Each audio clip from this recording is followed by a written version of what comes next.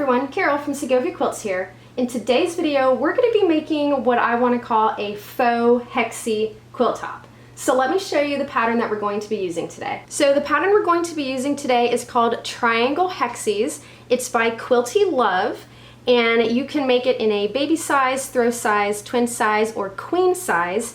And what I really like about this particular pattern is that it is fat quarter friendly. So I say it's a faux hexie pattern because when you look at the pictures, it's your standard hexagon shape, but the way it's actually made is using triangles, hence the name Triangle Hexies. So again, that's kind of why I call it faux hexie. So here is the back side of the pattern so you can see the different sizes and the fabric requirements. So today I'm going to be making the throw size, which should finish at 60 by 70 inches. And for the pattern, you need, well, I will be using yardage, but I ordered a half yard of all of the prints that I'm going to be using. And my plan is to just cut them in half. So I'll use one fat quarter for this quilt, and then I'll still have one fat quarter left over to make a second quilt from. So while I am using yardage, I will be cutting it down to be a fat quarter. So for the throw size, you need 10 fat quarters. For the accent fabric, which is this white fabric here on the outside of all of them, you need 1 yard. For the background fabric, which is this fabric here going between all of the hexies, you need 2 yards. For the backing fabric, you need 4 yards. For the binding, you need a half yard, and then the batting is recommended at 65 by 75 inches. So something else that this pattern does recommend is it does say an 8.5 inch 60-degree flat-tipped triangle ruler is recommended for best results. If you don't have the ruler, you can download a template. It says templates provided via the download link. So when you buy the pattern, you will have the link to download those templates in the event you don't have the 60-degree triangle ruler. So yeah, so we are going to be making the throw size today. And again, it's called Triangle Hexies by Quilty Love. So now that we know the pattern we're going to be making, let me go ahead and show you the fabric I'm going to be using to make this beautiful pattern. So for this quilt top, I am using another batik collection from Riley Blake Designs. So this particular collection is from the Expression Batiks, and it's called Achromatic Dance. So if you can't tell just by looking at the colors, it is a black and white gray collection. So here I have all of them laid out. So these are the prints that I will be using to make these sections of our quilt pattern. And then the remaining prints, so these two are also from the same Achromatic Dance collection, and this one is as well, but this particular fabric here, this is actually the Painter's Watercolor Swirl. So this is from one of their basics collections. This is not part of the Batiks fabric, and it is not part of the Achromatic Dance collection. So I just want to make sure that you know that. So let me go ahead and open up each of the fabrics and show them to you, and then also again provide you with the SKU numbers so you know which fabrics I used for this particular pattern, and then we can go ahead and jump right into it. So I want to start off with this specific fabric first because it is a white on white fabric, so it can be difficult to see the pattern in the camera. So I did put one of our other darker prints underneath it so that hopefully you can see this beautiful pattern here. So this is what it looks like, just regular, again, white on white, so it is very difficult to see. But here you can really see this beautiful floral print here. So yeah, again, I wanted to show this to you before we move on to the other fabrics.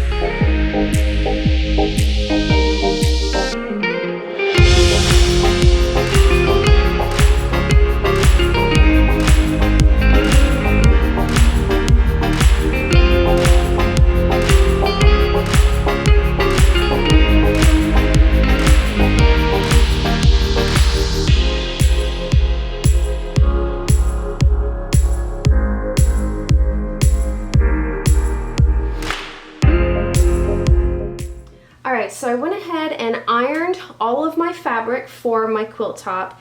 I went ahead and cut my yardage into 2 fat quarters, so I've got 1 fat quarter from each of my 10 prints here and ready to go. So now I can go ahead and start cutting the fabric for my blocks. So let's go ahead and do that. All right, so I finished cutting out the initial pieces that I need for my quilt pattern. So I do still need to subcut all of my batiks, but I wanted to kind of go over some of the measurements, not actual numbers, but just helpful information. So again, I used yardage for this pattern, and then I cut my half yards into half. So I essentially have 2 fat quarters. So the fat quarters need to be 18 by 22 inches. If your fat quarter is a little shy or skimped a little bit in a place, it might end up throwing off the number of blocks you can get out of each fat quarter. So the pattern does specifically say that if your fat quarters do not measure 18 by 22, you will need an additional fat quarter to make sure you can get all of the pieces that you need. So I had maybe 1 or 2 of my fat quarters that were a little shy on the 18 inches. Not much, maybe like 1/8 of an inch total. So I was missing like a 1/16 of an inch on each side. So I think it'll be okay if I use maybe like a scant 1/4 inch seam. It should be perfectly fine, but I did want to let you know about that. So I've got these cut out, so now they are ready for me to do my next subcuts, and I have already cut what I needed for my accent fabric. So I have cut out the strips that I need for that. Again, for the accent fabric, you need 1 yard for the accent fabric, and then you do need to cut a certain number of strips out of that 1 yard. So I started off my yard by straightening up one of the edges, and by doing that, I ended up being 1 strip short at the other end. So I'm not going to be able to get all the strips that I needed from this white on white batik fabric. So what I'm going to have to do is I'm going to have to add in an additional strip of fabric from just some Riley white that I have. So I don't think you'll really be able to tell the difference as far as like looking at the quilt from a distance. So hopefully nobody will notice, but again, for your fabric, when you are getting it, keep that in mind. You need exactly 1 yard for your accent fabric, so maybe get a little bit extra just in case your fabric shop or store doesn't cut it like straight. Obviously, you're going to want to start off with a straight edge, so keep that in mind. So now I can go ahead and start cutting out what I need for my background fabric. Okay, so I'm cutting out the fabric for the background of my quilt, and the cutting instructions in the pattern weren't matching up with what I was able to do with my fabric strips for the background. So I did check the Quilty Love website, and there is a pattern correction for the Triangle Hexie's pattern. So the pattern says for the background fabric you're using with the fabric strips. So it says to cut out 5 specific measurements from each strip, but you're only able to get 4 subcuts from each strip. So there is a pattern correction. So it says to cut 24 strips for the background fabric. The correction is to cut 30 strips for the background fabric, and then you'll be able to get the needed number of subcuts. So keep that in mind.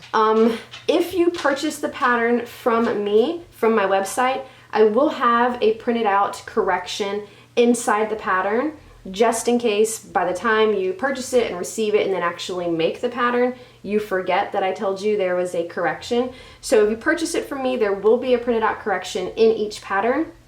But if you don't purchase it from me, make sure you go to the Quilty Love website and get that correction information. Otherwise, you will be short for the fabric needed to make this top. Okay, so I've got all of my pieces cut out, and I wanted to show you now the process of actually putting one of the triangle pieces together. So these are my 3 pieces here, and this is what makes up one portion of the Triangle Hexie. So what you want to do now is, the pattern says to go ahead and sew your accent fabric onto the triangle, and then you'll want to sew your background fabric onto the bottom of that accent fabric.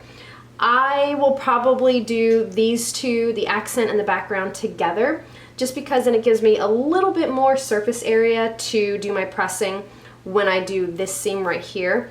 You can do it however you want. You can do those two together or those two together, whichever one you want. It's not going to affect the outcome of the pattern. So this is what mine will look like when I do that. I'll have these two sewn together and then my triangle here. And then the pattern does say to press your seams open. So you see here, the seam is pressed open.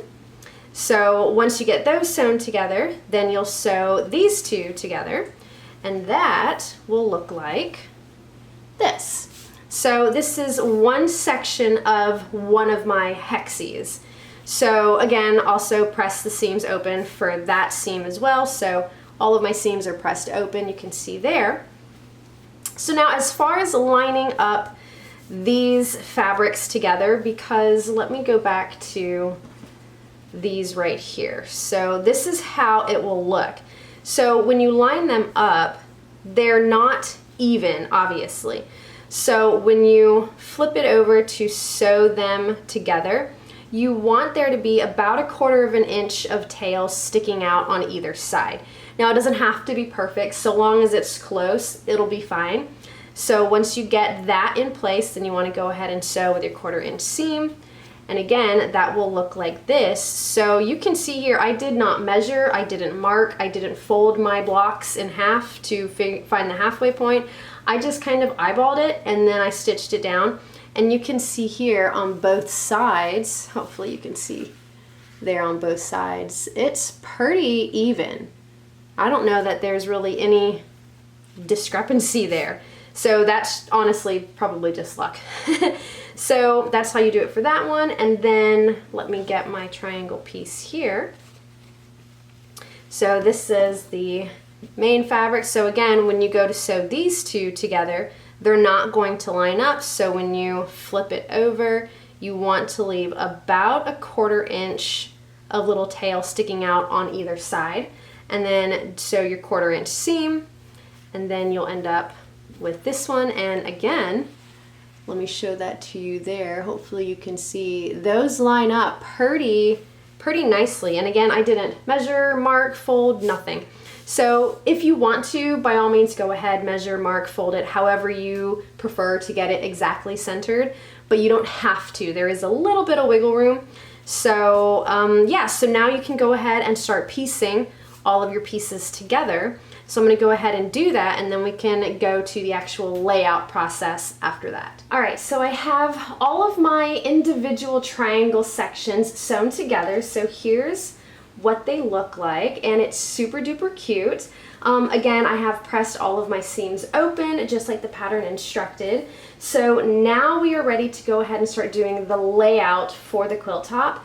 But I did want to give a little bit of advice for piecing all of these pieces together. So before I originally started the cutting process, I had wondered to myself if this could be done via strip sets. So the way the pattern is written is you cut out all of these individual pieces, the top section of the triangle, the accent fabric, and then the background fabric. You cut them all out individually using strips from the width of fabric.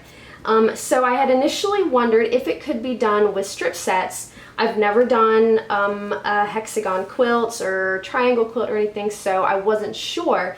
So after I completed all of my cutting and sewing, I got 3 strips of leftover binding fabric that I had and sewed them together to make a strip set with 3 different fabrics, because I was curious if you could do this via strip sets. So I wanted to go ahead and show that to you now. So here is the strip set that I put together. So it's just leftover binding, so the measurements are nowhere near what the actual pattern measurements are. but this is a strip set. So if you wanted to try it with strip sets, you potentially could. And I did use my 60-degree equilateral triangle ruler for this pattern, so you can see it here. Hopefully it's not too glaring, but so this is my 8.5 inch ruler, so 8.5 inches this way, and it does have the flat tip here. Let's see if it'll focus for you. So it does have the blunt tip. You can see it right there. So the blunt tip is very important for getting your cuts the exact measurement that they need to be. So if you don't have the triangle ruler, or if you don't have the equilateral triangle ruler, you can use the template. That there is a template provided with the pattern that you can use. But for the amount of cutting that you're doing, I highly recommend you get the ruler, and I will have a link to it in the description down below. This is from Creative Grids, so it came in super handy, and I feel like it made all of my cutting a little bit faster because I wasn't having to worry about not cutting into my paper template. So back to the strip set. So this is a strip set that I sewed together. Now again, this is only 3 fabrics, and the pattern does use 3 fabrics to get each of your triangle pieces. So you would only be able to use half of the triangles from your strip set in the pattern if you are wanting to do the pattern exactly like this, where you have the background fabric and the accent fabric. And here's why. So again, 3 fabrics are sewn together here. So let's just say this super colorful one here is our accent fabric, and this one here is our background fabric. So when we're cutting our triangles out like this, it would work for the pattern with here's our accent, here's our background fabric. But when you turn the ruler this way, now your background fabric and this piece of the fabric essentially are flipped around. So your background fabric is now going to be at the top, and it's going to throw off the entire look of this pattern. So that's what I mean by, if you did the strip set way, you would only be able to use half of the triangles from the strip set. So that is something to keep in mind. Now granted, if you did this, you could get 2 quilts out of the strip sets, because one quilt would be these blocks here with this is your accent fabric and this is your background fabric, and then you would get these 3 blocks here where this one would actually be your background fabric. So it would give you 2 completely different looks with the exact same fabric.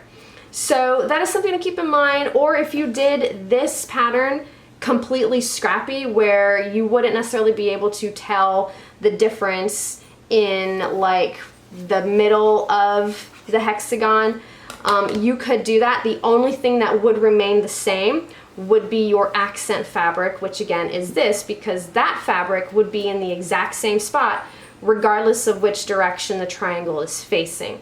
So something to keep in mind. If you want to give it a try, go ahead. I don't necessarily recommend it for this particular pattern unless you're going to make 2 quilts, because you're going to have all of these triangles left over. Something else to think about is if your fabric is directional. So none of my prints today were directional, meaning like if you look at this fabric here, it's just a pattern. There's no like figures that would have to be like standing upright or anything like that. So if you are going to use directional fabric, you're gonna have to potentially play around with the layouts before you do your cutting. So if possible, I would recommend not using a directional fabric. And even on the sample quilt here on the front of the pattern, none of the fabrics here are directional. So something else to keep in mind.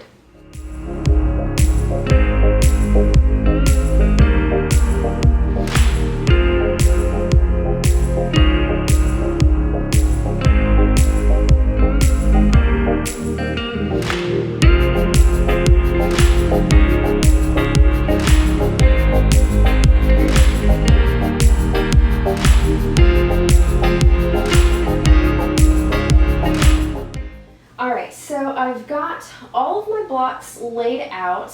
When I was putting my hexies together, pretty much what I did was I tried not to put the same color values next to each other, as well as the same like design on the fabric next to each other. So for instance, like I wouldn't have put this bubble fabric right next to this black leafy fabric, because they are both black fabrics with white prints on it. So I tried to keep it nicely spaced out and just keep everything evenly balanced. So I did move 1 or 2 blocks around. I took a picture of the layout in full color, and then I also did a black and white picture just to kind of make sure everything was nicely balanced. And after I did that, I moved 1 or 2 blocks around just because one particular hexie was reading awfully dark in the black and white photo. So I did move a little bit around, but I think I'm happy with this layout now, so I can go ahead and start sewing things together. So according to the pattern, you want to sew 3 of your triangle sections together to make a half hexie. And so what I mean by that is this triangle, and this triangle would get sewn together, and that would make half of our hexagon here. And so you would do that for all of your sections, and the pattern says for the throw size, which again is the size that we are making, you will have 40 half hexies. So we will have 40 of 3 triangle sections sewn together once we're done sewing everything together. Now, because I want to make sure everything stays in this layout, what I'll do is I'll pick up 3 triangle sections at a time, sew that together, put it back, do another section, sew it together, put it back, just so I can make sure nothing gets mixed up. And then once you get those sewn together, then you would sew one entire row together. So this 3 triangle half hexie would get sewn to this 3 triangle half hexie, and then you would get the whole row done. And then once all of your rows are sewn together, then you would sew them all together on the long seam down the middle. So I'm going to go ahead and get started sewing all of my little 3 triangle half hexie sections together. Alright, so I wanted to show you how to piece each of the half hexie segments. So I'm doing mine 2 half segments at a time so that I can alternate instead of having to cut my thread after each seam. So we'll just start with this section here. So I did go ahead and clip my pieces together so I know which side they need to go on. So we'll start on this side. So when you put these pieces pretty sides touching, you'll see that the tip right here will line up because it is a blunt tip here, because that's how our ruler was. So you want to line up this little tip here, and then you'll want to make sure that your edge over here is nice and lined up. So what I like to do is I like to line up the tip here, get a little back stitch going, and then I straighten out the rest of it. So we'll go ahead and get a little back stitch going. Okay, and then I'll just straighten out the rest down here. So now you want to line up this seam between your accent fabric and the essentially tip of your triangle. You want to line that seam up with this seam down here. And I just take a peek between them and I just make sure that they're lined up. Since we pressed our seams open, you can't necessarily feel if they're nesting. So I just take a peek and then I'll sew the rest of the way down. And then I also peek under this one to make sure that this seam is lined up as well. And then I like to do a little back stitch at the end. So I'm gonna snip off my leader, and then this is where having 2 of the half sections to work on at the same time comes in handy, because I don't have to cut my thread here.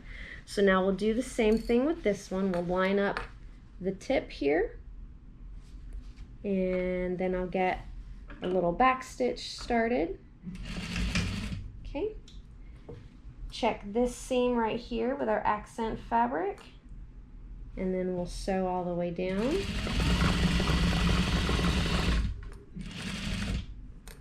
Check this second seam.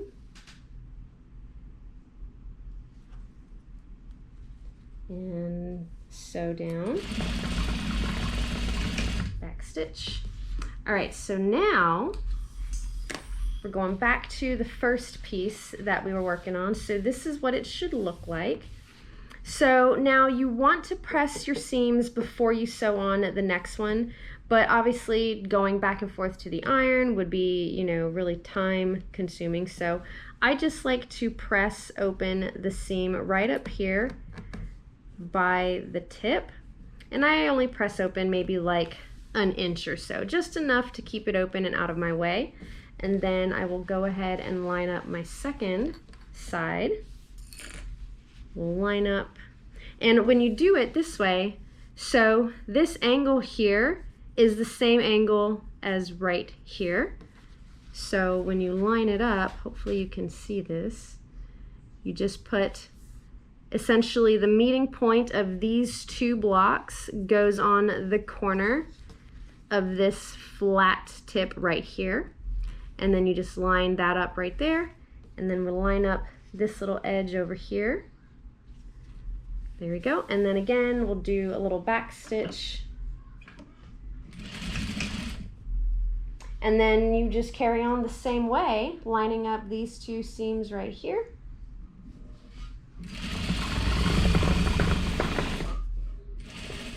And again with the second seam.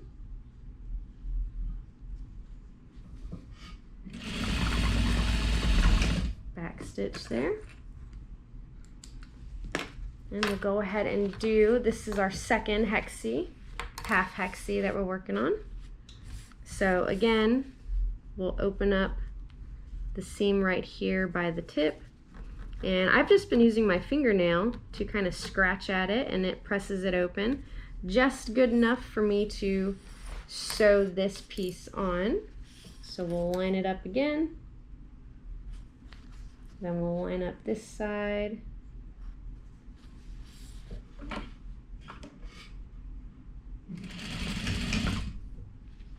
Then we'll match up our seams.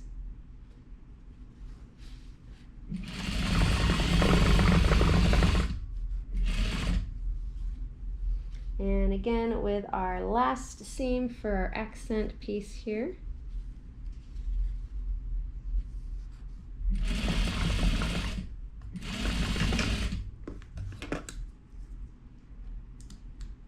All right, and we'll do my little ender piece. So now we can snip this off. So here is what our little half hexie sections look like now. So you'll have this nice little join right here between all three of your fabric pieces, and where the overlap is right here, it should be 1/4 of an inch, so that when you join the other half of the half hexie, when you join them together, both of these overlaps will be in the seam allowance, and all of your little points will line up perfectly in the middle. So now all I need to do is take these over to the iron, and I like to spritz them with my water and then hit them with the iron so that these seams stay nice and flat and open. All right, so I have sewn all of my half hexie units together. So each unit has the 3 triangle sections. I sewed all of those together, and then I sewed each entire column together.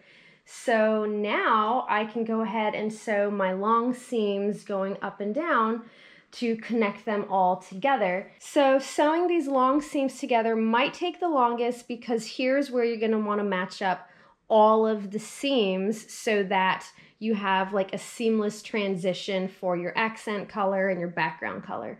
So I'm gonna go ahead and sew all of these together. All right, so I've got all of my rows sewn together now. So the last thing to do for our quilt top to be completed is to trim up the top and the bottom edges over here. so that it's a nice flat edge for when we attach our binding.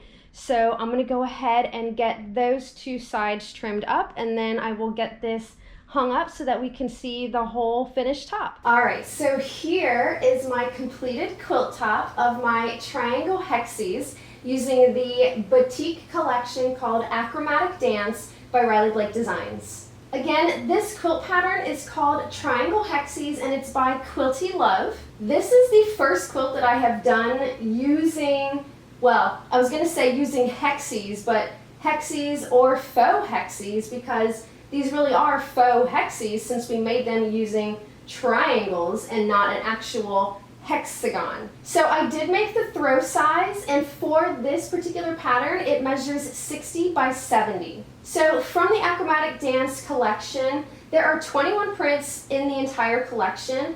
For this quilt top, I used 13 prints from the Achromatic Dance collection. So if you've made it this far in the video, you know in the beginning when I was cutting out my fabric for the accents, I didn't end up having enough fabric to get all of the strips that I needed for my quilt top. So I did have to supplement a little bit with some Riley White from their Basics collection. Again, it's just a stark white fabric. But when you're looking at it like this, you can't even see where those supplemented fabric pieces are. I'll go ahead and point some out to you, but I'll give you a second to see if you can find where I use the Riley White instead of part of the Achromatic Dance collection print. So go ahead and see if you can find it.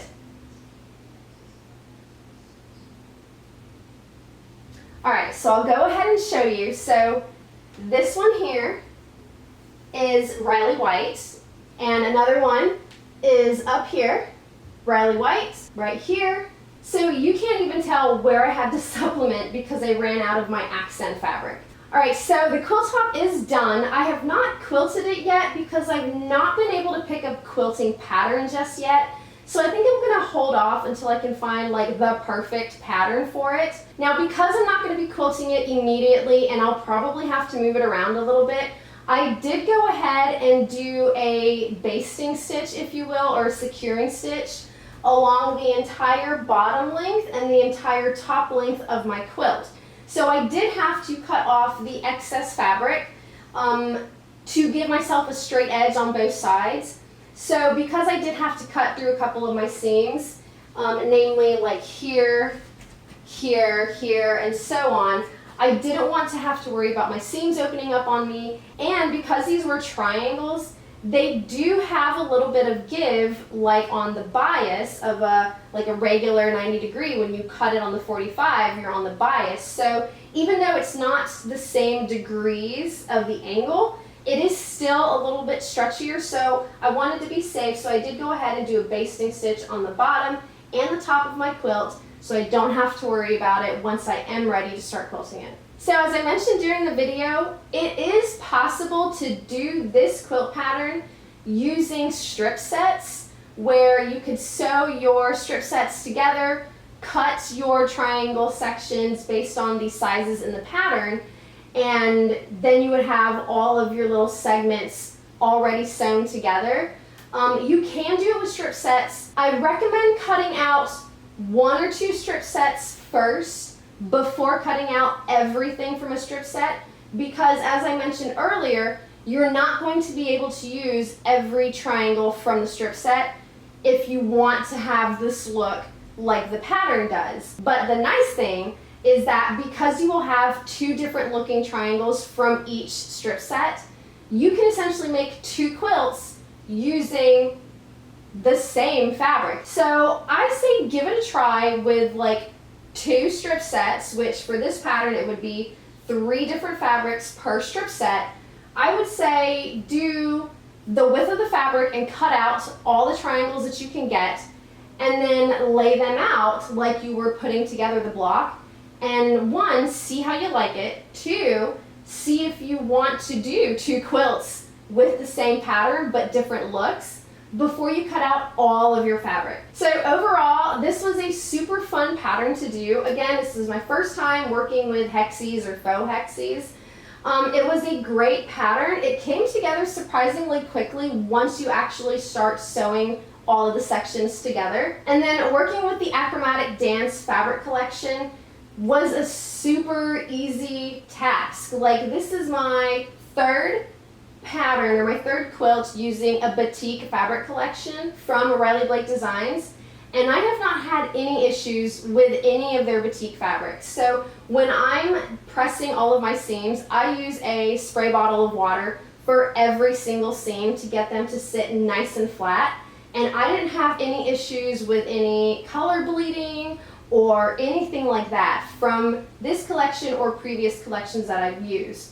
So if you have been hesitant to work with a batik collection, I highly recommend you check out the Achromatic Dance collection from Riley Blake Designs, because it's not going to give you any issues. It's the perfect collection to do your first batik quilt with. So if you're interested in the Achromatic Dance collection, I do have a link in the description down below where you can pick up the fat quarter bundle for this collection. Again, there are 21 prints in the collection, so the fat quarter bundle would have all 21 prints. This isn't even all the prints that are in the collection. If you would like to also pick up the Triangle Hexie's quilt pattern from Quilty Love, it is available for purchase in my online shop, and I have the link to it in the description down below, so make sure to check that out. As I mentioned earlier in the video, there is a pattern correction for the Triangle Hexie's quilt pattern. If you purchase the pattern from me, I will have a printed out correction information sheet in the pattern for you already. If you purchase the pattern from somebody else, make sure you go to the Quilty Love website to see what the correction is. Otherwise, you will not have enough pieces for your quilt top if you're making the throw size of the quilt. Included in the Triangle Hexie's quilt pattern is a QR code where you can print out the paper template to cut out your triangle sections from your fabric if you do not have a 60-degree equilateral triangle ruler. If you would rather use the triangle ruler, the 60-degree triangle ruler that I have is 8.5 inches, so it is a great ruler to have on hand, and it really came in handy doing this particular pattern. What I really like about it is it does have the blunt tip here on the top of the triangle, so that you don't have to worry about, is this little piece hanging over the 1/4 inch that it needs to be. All you do is cut this little blunt tip or line it up with the edge of your fabric, and then cut the rest of your pieces, and you're good to go. It's going to line up perfectly when you go to sew your pieces together.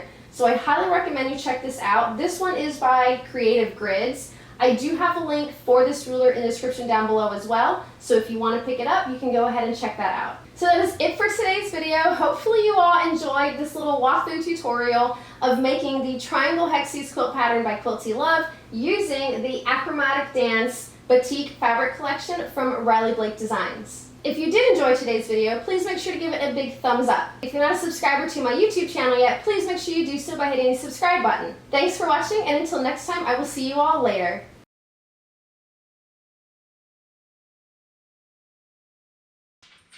Don't stop. Stay right there. Don't move. Stay right there. Don't move. Because it is your standard hexagram, not hexagon, hexagram.